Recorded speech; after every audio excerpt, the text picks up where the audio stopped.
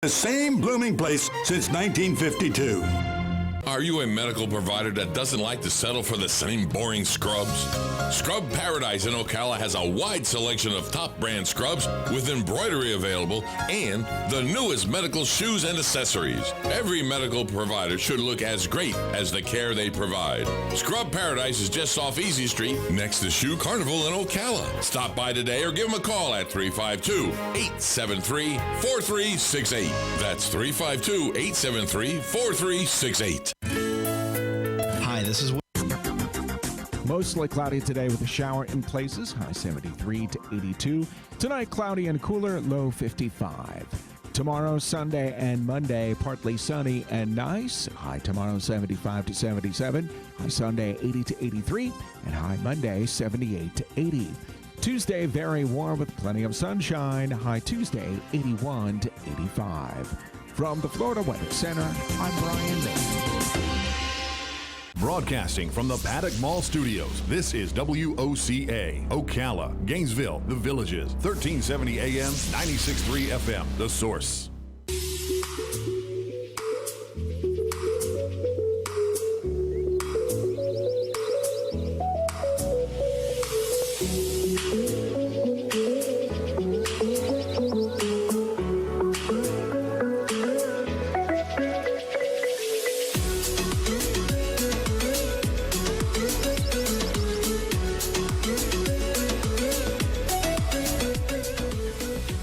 You're listening to AM Ocala Live on WOCA, The Source, 96.3 FM, 1370 AM, and streaming to you live, YouTube Live, WOCA, The Source Radio.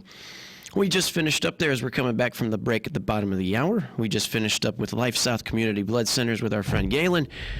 A little conversation there, to the stars, if you will, talking about the idea of extraterrestrials, talking about the idea of extraterrestrials, considering that only, this was just yesterday, scientists detected an unexplainable radio signal from outer space that repeats every 16.35 days. That was a topic we were talking about within the 7 o'clock hour that I wanted to throw at him a little bit, but we still talked also a little bit about sports, the Daytona 500, this week's Tiger Woods with the Genesis Invitational in Los Angeles for the Riviera Country Club. And of course, most importantly, we talked about the Life South community blood supply, with now coming up to almost a 2-day supply, where the Bloodmobile is, like he said, and then to be able to tell you to get out there and donate. And with that being said, our mention of our proud sponsors for that segment with Palm Garden Health and Rehabilitation Center and Penn Flooring. So now is time for news bits of news that you can chew, as we're now sitting about 20 minutes before the top of the hour. Just a little bit to get through. We've got time now to talk about some news bits, and then I'm going to carry some of the news bits that we've done into the 9:30 to 10:30 type hour 2, which we're still going to try to carry a little bit of Trader's Paradise, but it was a little light last week, so I got some topics that we can shell out, and we've got a giveaway as well that we'll be giving an opportunity for people to call in for one of our giveaways there in the 10 o'clock hour. Yeah, we'll go from there. Starting with us off here, we read this earlier, but just to get things going, local to us, owners of the fire-ravaged Aunt Fanny's restaurant is seeking help in acquiring food truck until the eatery is rebuilt. We mentioned the other day that the Aunt Fanny's restaurant in Bellevue, the fire that caught and destroyed Aunt Fanny's restaurant, located at 6147 Ashbury Boulevard in Bellevue. Multiple crews from Marion County Fire Rescue responded to the blaze shortly after midnight on Wednesday, where they had found smoke coming from the roof and a fire that originated in the kitchen. Remember, no injuries, and the cause of the blaze was still under investigation, as it is unknown. However, on Wednesday, Kathy Umland confirmed that the damage to her husband AJ, to his restaurant was extensive. Quote, "He opened the restaurant when he was 23 years old," she wrote. He is now 62 and has owned and operated Aunt Fanny's for nearly 39 years. This was not just a building, it was family. And that being said, they had launched a GoFundMe account to raise money for a food truck so that the restaurant's customers can continue to enjoy their favorite dishes until the restaurant is completely restored. Quote, "He has given to others, now it's time to give back to him," she wrote, in lieu of her husband, who is pledging to begin rebuilding immediately. Quote, "We must stand together during this time of tragedy. We will rise out of the ashes and become stronger." And in Thursday's post, Kathy and her husband had said that the 15 employees who are, quote, out of a job until the facility is rebuilt started brainstorming with the idea of what to do for a temporary solution and are hoping to rent or purchase a food truck at a discounted price for the temporary location in Bellevue with a full kitchen. "My husband and I must continue to work despite the emotional chaos that we are enduring," she wrote. Several residents had weighed in with support of messages of good things to help them along, with good luck and prayers for all, written by Heather Alexander. Tonya Kitts offered prayers for the other owners and the employees, and if anyone can come over hardship, it's you, they had wrote. As of late Tuesday, 11 people had donated $640 to the GoFundMe account for the new Aunt Fanny's food truck. It carries an overall goal of reaching $10,000. Mentioned that was fire, as we'll continue with the topic of fire. Fire was kind of the trend. I think that's the word of the day, not only for passion and love as it is Valentine's Day, but also to the idea of some other stories. Ocala Fire Rescue donates firefighting apparatus to Bahamas Volunteer Fire Department ravaged by Hurricane Dorian.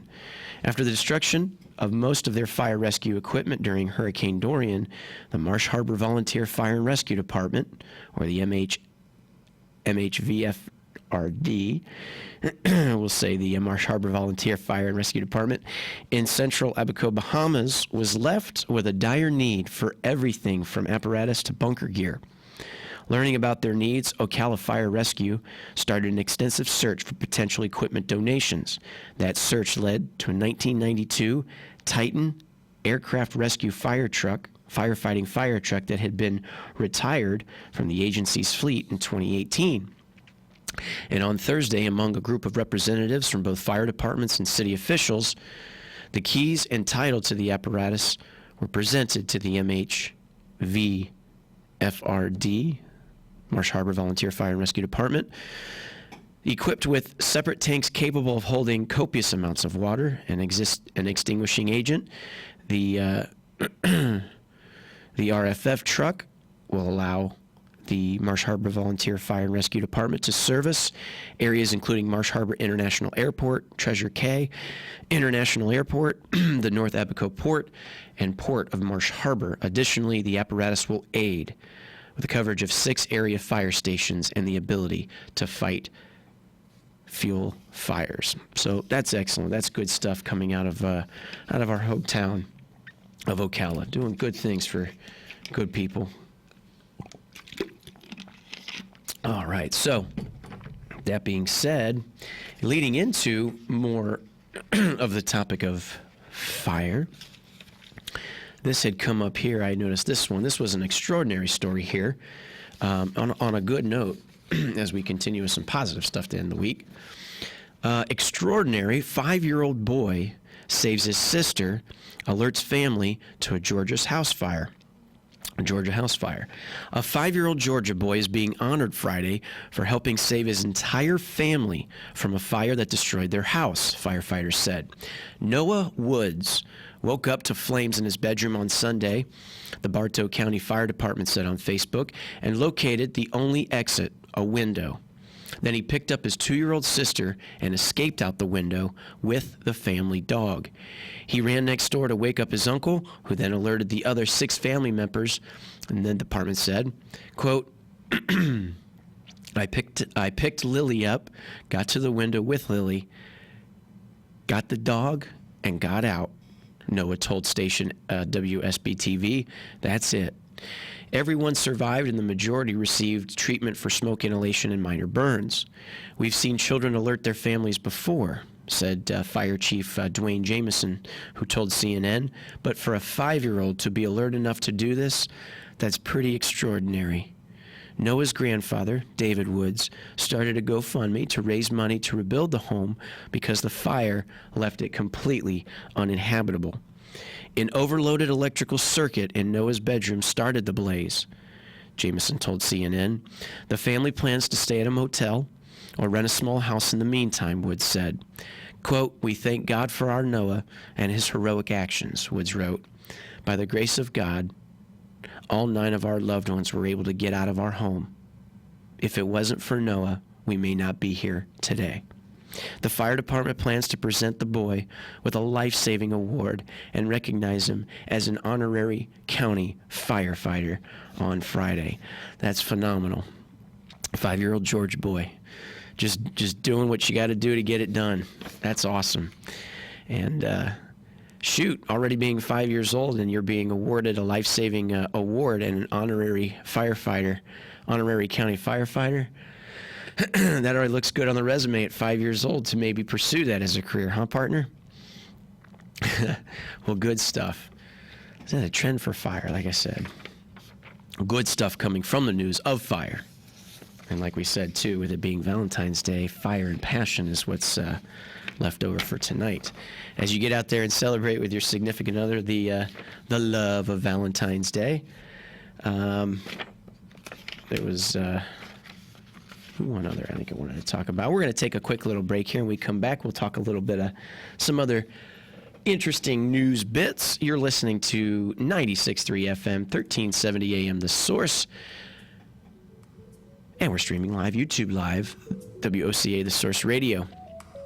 I see the sun starting to come out, folks. Still a little chilly today. I think this is about as high as it's going to get, as we're currently 67 degrees. No more rain, not for the moment. We'll be back after this.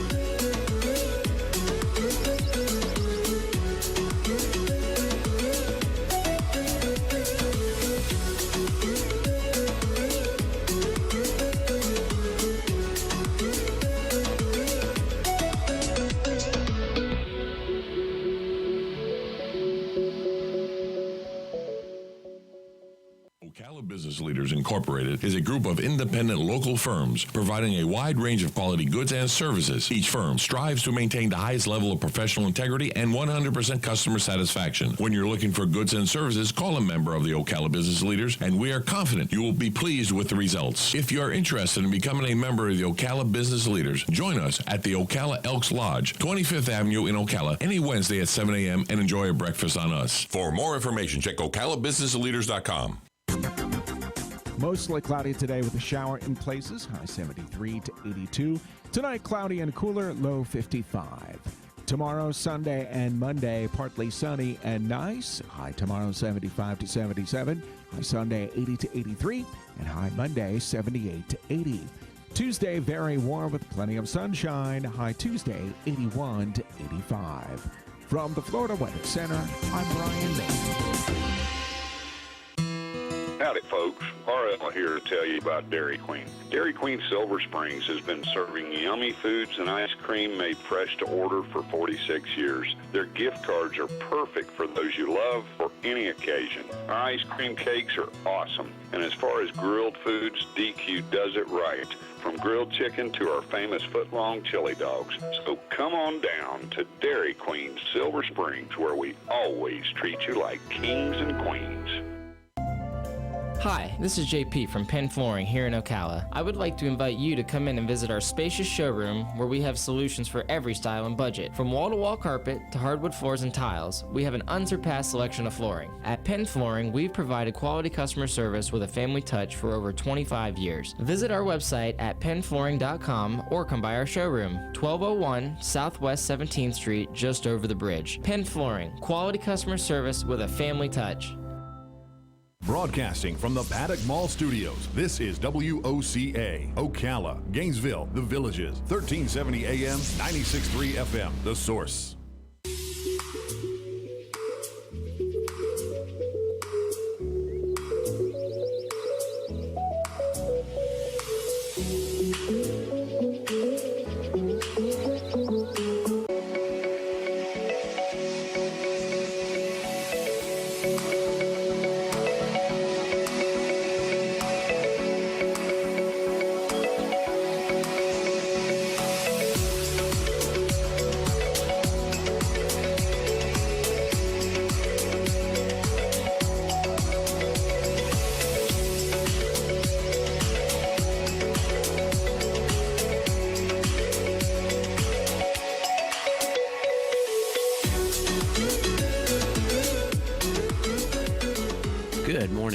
Happy Friday.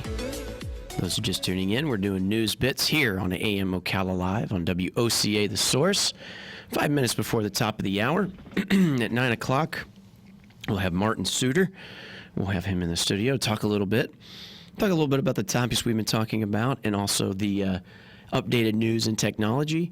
And also, too, I know he's a NASCAR fan, so we'll be talking a little bit about the big race on Sunday.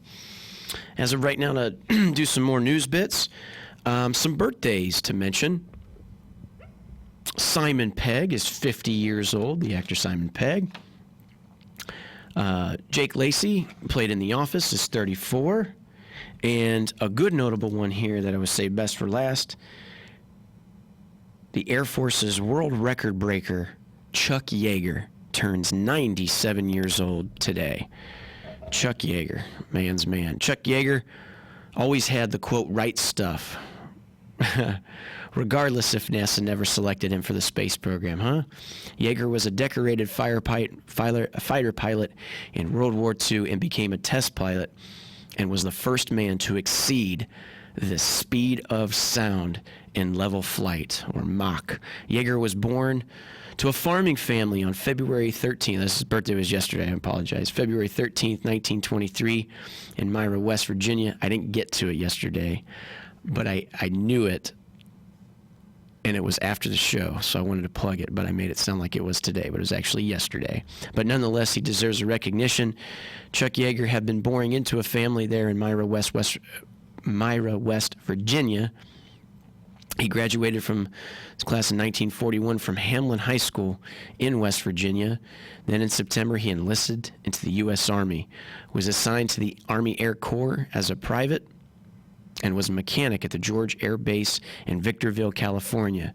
He wasn't eligible for the flight training due to his age and lack of education. However, 3 months later, the Japanese bombed Pearl Harbor, and the U.S. lowered the eligibility requirements and helped him by his 2010 vision. He was accepted into the flight program. He was commissioned as a reserved flight officer in the Class 43C in March of 1943 and became the pilot in a fighter command of the 8th Air Force stationed in England, assigned to the United Kingdom's Royal Air Force Base in Leiston. Yeager flew P-51 Mustangs in combat, P-51 Bravos to be exact, in combat with the 363rd Fighter Squadron. His aircraft was named Glamorous Glenn, after his girlfriend Glennis, who would become his wife early 1945. This was interesting. Here, a little tidbit on him. On his 8th mission, he was shot down over France after claiming his first aerial victory. He escaped to Spain over the Pyrenees with the help of the French underground, the Maquis. He was awarded the Bronze Star for assisting a B-24 navigator, Pat Patterson, who had been wounded in the knee over the Pyrenees to freedom. Incredible stuff. After the war, Yeager flew test aircraft at Muroc Field, later Edwards Air Force Base. He was chosen to test fly the secret experimental X-1 aircraft, built by the Bell Aircraft Company to test the capabilities of human pilot and fixed-wing aircraft against the severe aerodynamic stresses of sonic flight. And on October 14th, 1947, over Rogers Dry Lake in Southern California, he flew the X-1 and became the first man to break the sound barrier. That was approximately 662 miles per hour, or 1,066 kilometers per hour at that altitude. This was a feat not announced to the public until June of 1948. Incredible. After a Navy pilot broke Mach 2, Yeager and the X-1 team wanted to be the best. The Navy's record, so beat the best Navy's record, so Yeager continued to conduct test flights, and on December 12th, he established a world record speed of 1,650 miles per hour. Awesome stuff, and he's 97 years old. God bless you. God bless the United States of America. We're going to take a break as we come to the top of the hour, and we'll be back after this. You're listening to WOCA, The Source.